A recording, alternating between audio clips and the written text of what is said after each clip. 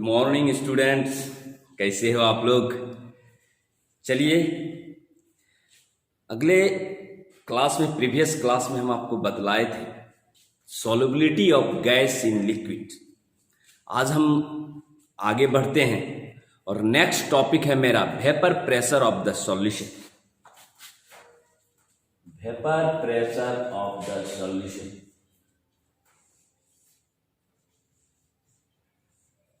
Vapour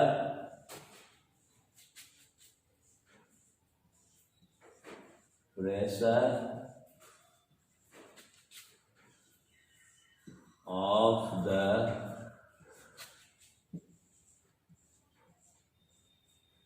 solution. Vapour pressure of the solution. विलियन का वाष्प दाब, विलियन का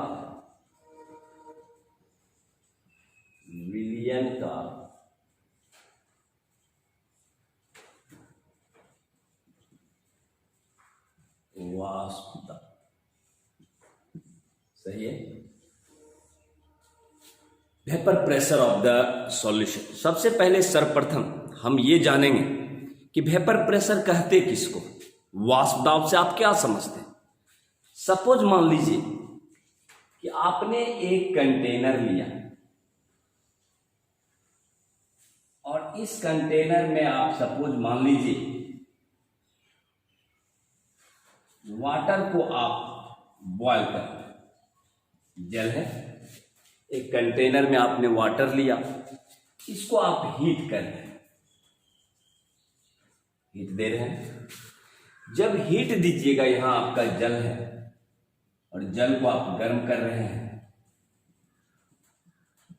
एक टाइम ऐसा आएगा कि जल जो है वो वाष्प में परिवर्तित होने लगेगा और वाष्प के अणुओं की संख्या इसके सरफेस के ऊपर में एकत्रित होने लगेगी।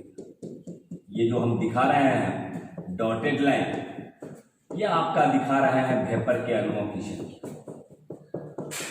वाष्प के अणुओं की संख्या है। ये आपका वेपर, वेपर मतलब हुआ वाष्प।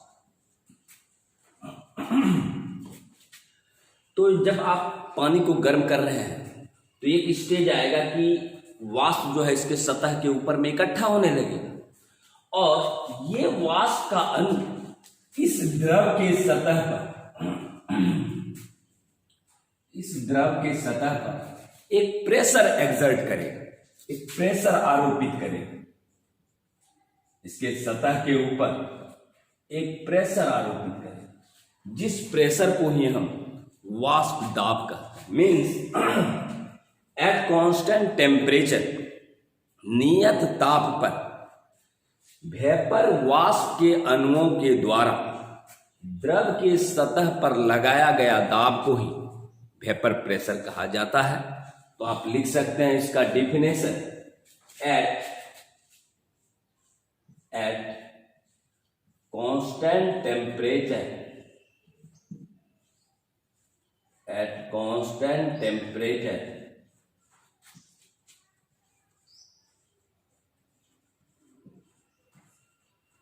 the pressure exerted by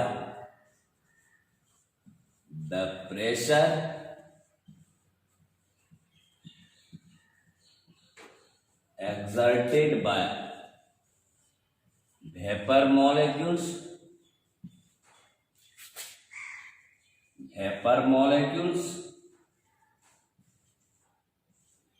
on the surface of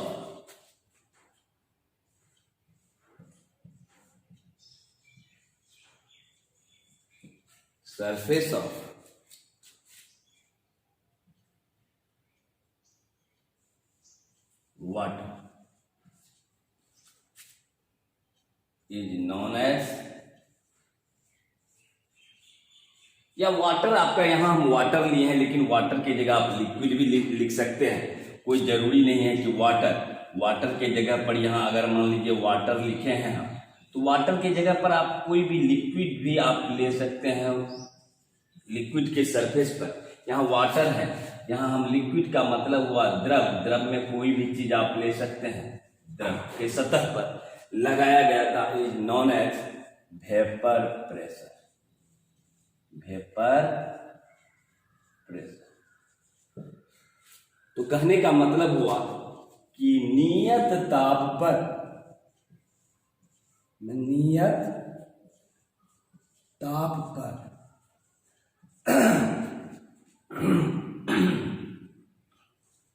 वाष्प के अणुओं के द्वारा, वाष्प के अणुओं के द्वारा द्रव के सतह पर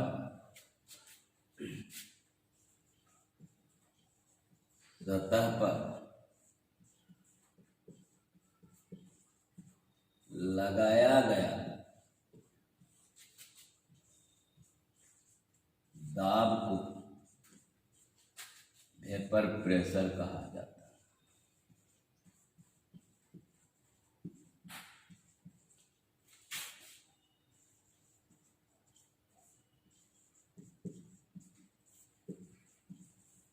क्लियर? तो हम क्या बतला रहे हैं कि कंटेनर में आपने वाटर लिया, वाटर को गर्म कर रहे हैं, तो गर्म करने के फलस्वरूप क्या होगा कि वाष्प के अणुओं की संख्या इसके सतह के ऊपर में इकट्ठा होने लगेगा और एक टाइम आएगा कि वाष्प के अणुओं के द्वारा द्रव की सतह पर एक दाब आरोपित किया जाएगा और उसी दाब को हम वेपर प्रेशर कहते हैं। इसीलिए हम आपको लिखा दिए at constant temperature the pressure exerted by vapour molecules on the surface of water is known as vapour pressure. वाष्प दाब कहते हैं। तो यहां तक आपका क्लियर? चलिए आगे बढ़ते हैं।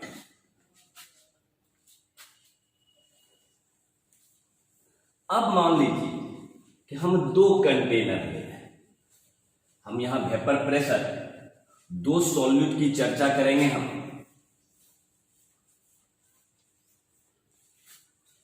हम यहां वेपर प्रेशर, दो सॉल्यूट की चर्चा करेंगे। सबसे पहला जो चर्चा हम करेंगे for non volatile solute, for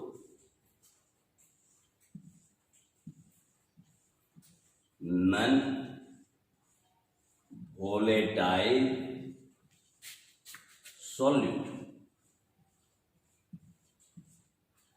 non volatile solute का मतलब ही हुआ, पहला हम केस आपको बतला रहे हैं अउरणशील घुलने के लिए, जो कि उड़ नहीं सकता। अउरणशील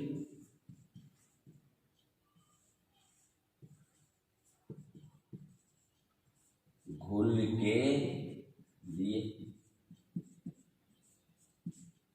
पहला केस बतला रहे हैं अउरणशील घुल के लिए। अब रही बात कि हम दो कंटेनर लेते हैं।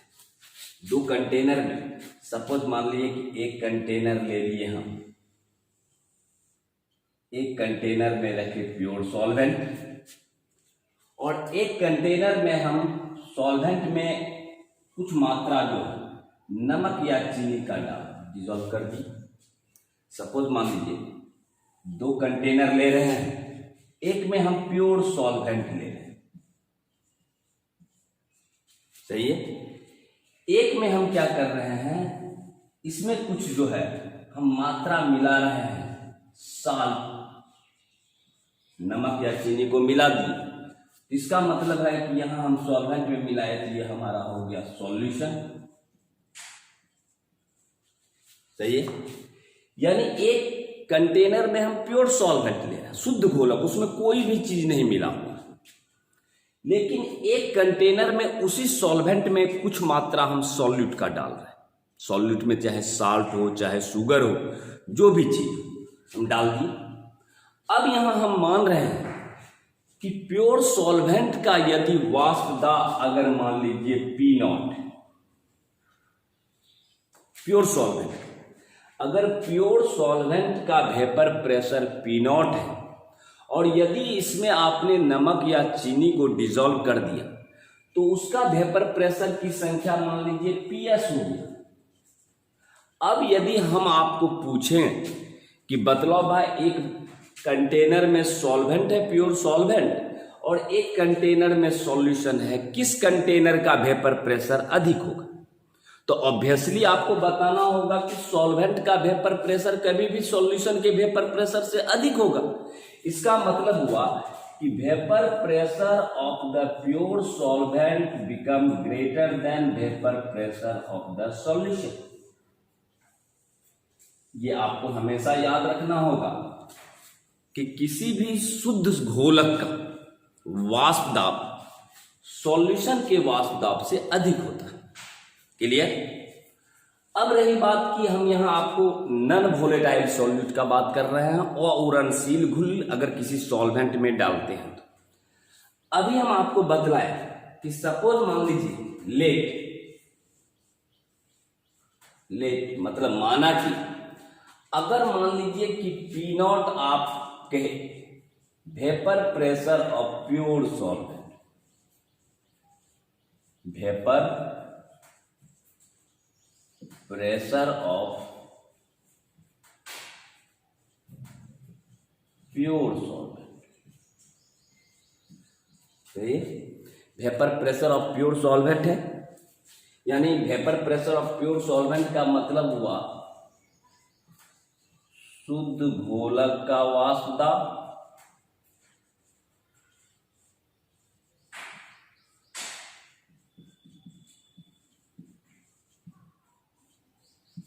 सही है। जब इसमें आपने कोई नन वोलेटाइल सॉल्यूट को मिला दिया तो वेपर प्रेशर क्या हो गया? पीएस। S mean solution. तो पीएस जो है वो हो गया vapour pressure of the solution, vapour pressure of the solution, यानी कि घोल का वाष्प दाब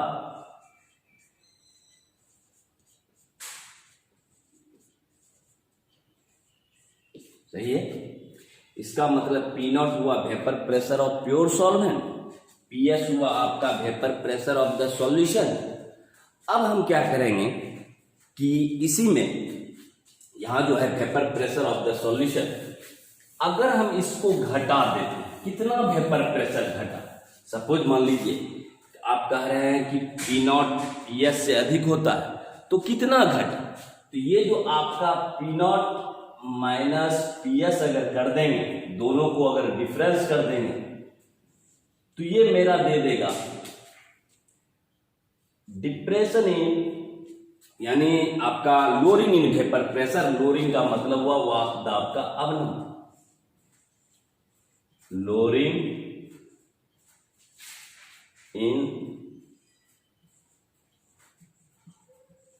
वेपर प्रेशर।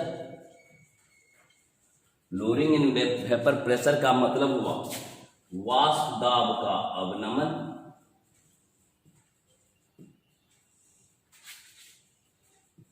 वाष्प दाब का अवनमन। अवनमन मतलब हुआ घटना, कितना से वेपर प्रेशर घटा।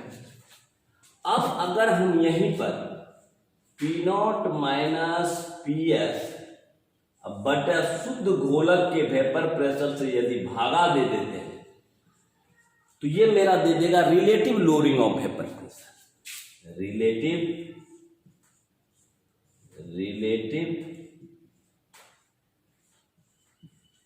लोरिंग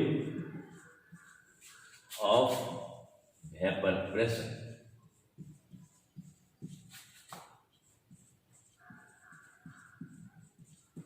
सही है। वाष्प दाब का आपेक्षिक अवनमन, वाष्प दाब का आपेक्षिक अवनमन।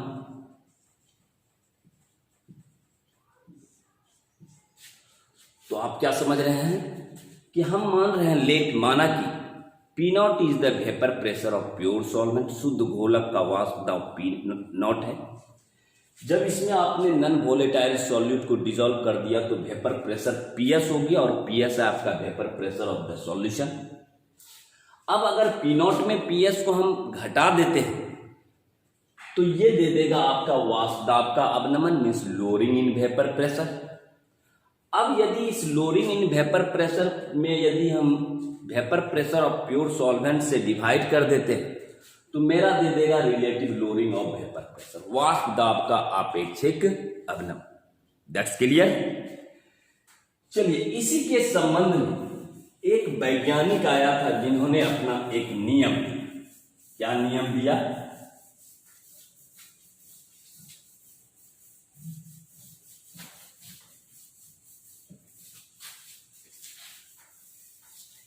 इसी के संबंध में एक वैज्ञानिक आया जिन्होंने एक नियम दिया जिसको हम कहते हैं रॉल्स लॉ। रॉल्स लॉ,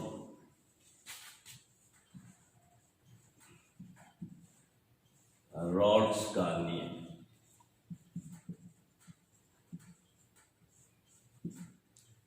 इसी के संबंध में रॉल्स ने एक नियम दिया। क्या नियम दिया?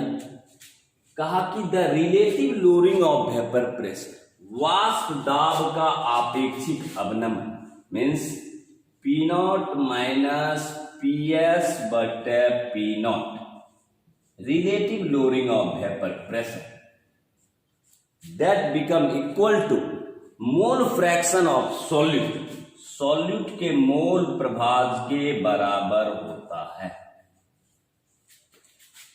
n बटे n प्लस बरी मोल प्रभाज के बराबर होता है।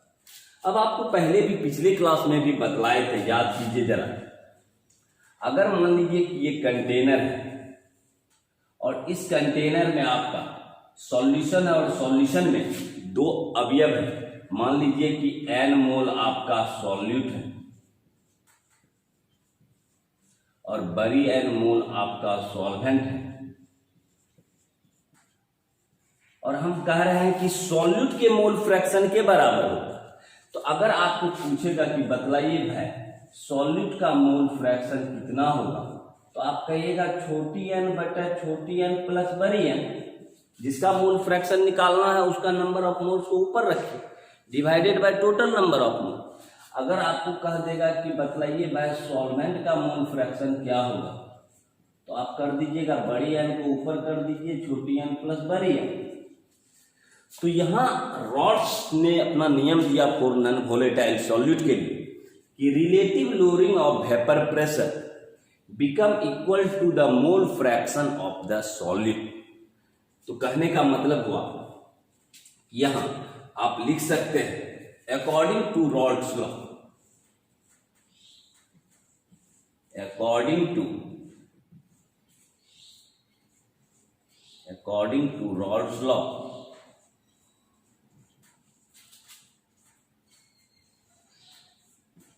और non volatile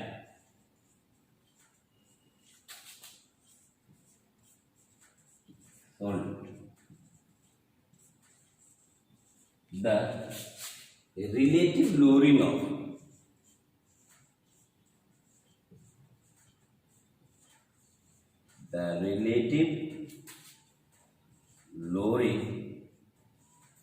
of vapor pressure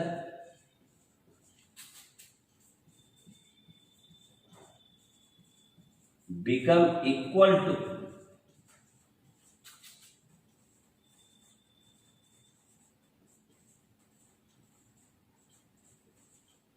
mole fraction of solute.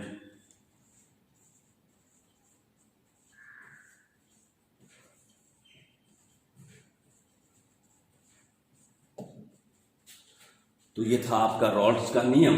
इसी को जरा सा हम हिंदी में लिख लेते हैं कि रॉल्स का नियम अघूर्णनशील घुल के लिए रॉल्स ने जो नियम दिया था, रॉल्स के अनुसार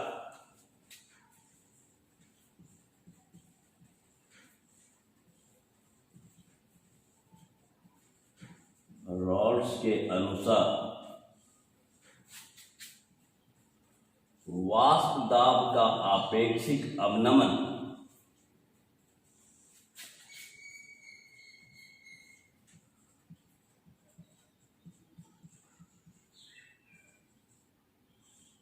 आपेक्षिक अवनमन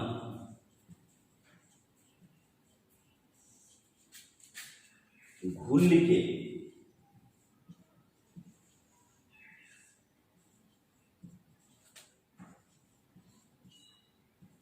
मोल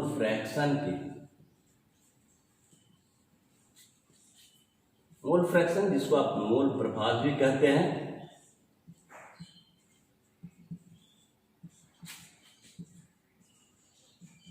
के बराबर होता है।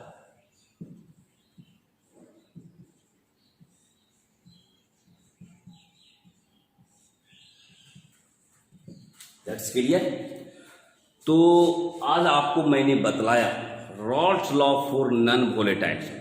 यदि आपको एग्जाम में आ जाए, बहुत इंपॉर्टेंट है, VBI है रॉल्स का नियम सॉल्यूशन में, लेकिन रॉल्स ने 2 नियम दिया था, फॉर नॉन वोलेटाइल सॉल्यूट और दूसरा वोलेटाइल सॉल्यूट। लेकिन आज हम पहला केस बतलाए आपको फॉर नॉन वोलेटाइल सॉल्यूट। और नॉन वोलेटाइल सॉल्यूट मतलब वह घुल जो उड़ नहीं सकता। उसके लिए रॉल्स ने कहा कि relative lowering of vapour pressure means P0 minus PS बटा P0 become equal to mole fraction of the solute. Solute या घुल के मोल प्रभाव के बराबर होता है। यानी P0 अगर नॉन वोलेटाइल सॉल्यूट के लिए कोई भी आपको एक्सप्रेशन पूछ दे तो आपको डायरेक्ट बतलाना है P0 माइनस PS बटा P0 बराबर छोटी n बटा छोटी n प्लस बड़ी n। यहां तक क्लियर। चलिए हम अगला टॉपिक नेक्स्ट क्लास में मिलते हैं। आज के लिए दैट्स ओवर। Thank you.